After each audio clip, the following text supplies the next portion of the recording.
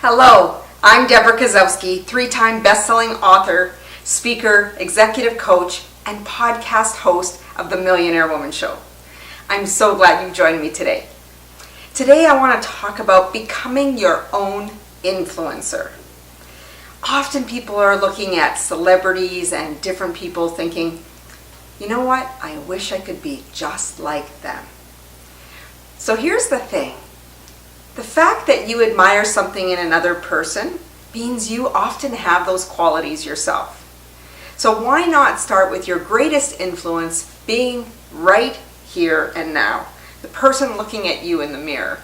So I want you to think about all the great qualities that you bring, your strengths, and those talents, skills, and abilities that makes you so unique to the world. So that would be one thing to keep in mind when you're thinking about influencing yourself.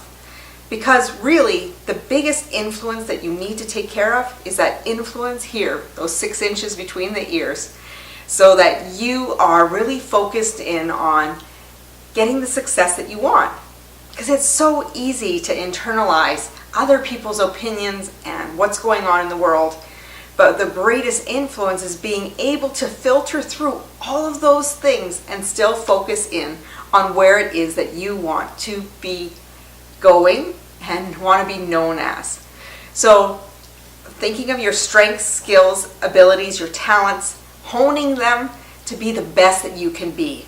There's that phrase that, you know what, if you want to be the greatest, you need to show up on a consistent basis. And you need to be so good, it's too hard for them to ignore you. All right? So that's number 1 of being an influencer.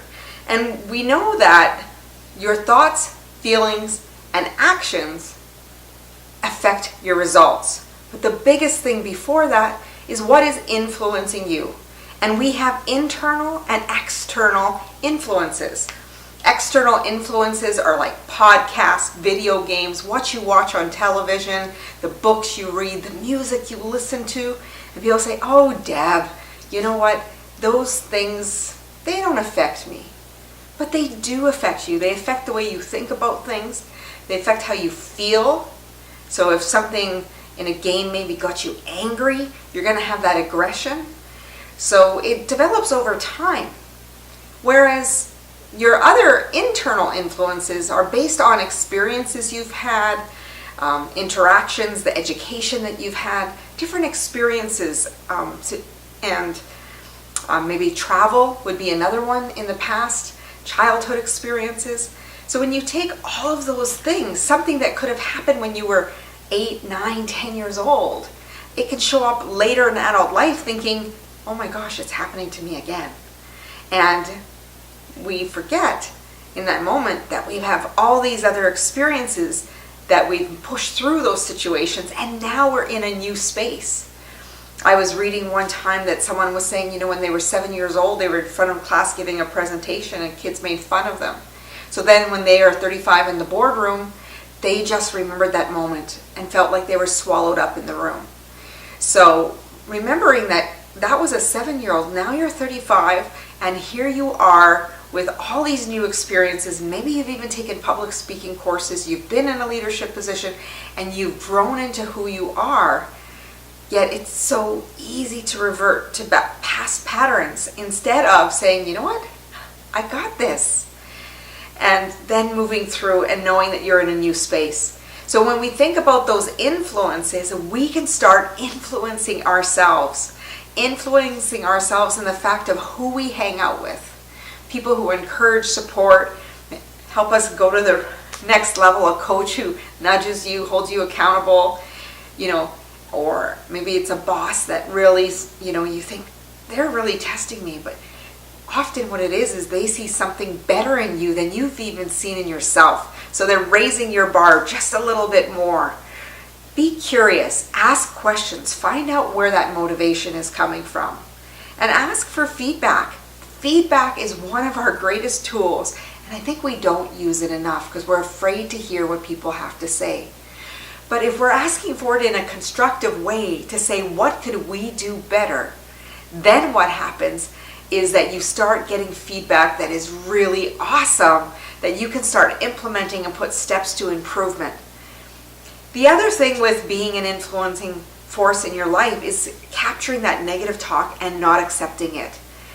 So it's whether or not you're going to internalize that chatter that, tells you, what makes you think you can do that? And getting in your own way versus, you know what, people have done this before me, I can do this. Or I might be in a place of uncertainty and I will figure it out. I've been in places of uncertainty before and I've figured it out. So I want you to come from that place of really influencing yourself to ask yourself, what do I need to do? What do I need to know? And above all, how do I need to show up? And when things don't go as planned, I want you to not beat yourself up, because that's not what influence is about. You don't want to, you get 3 steps ahead and then pull yourself back 5 steps because something didn't go right.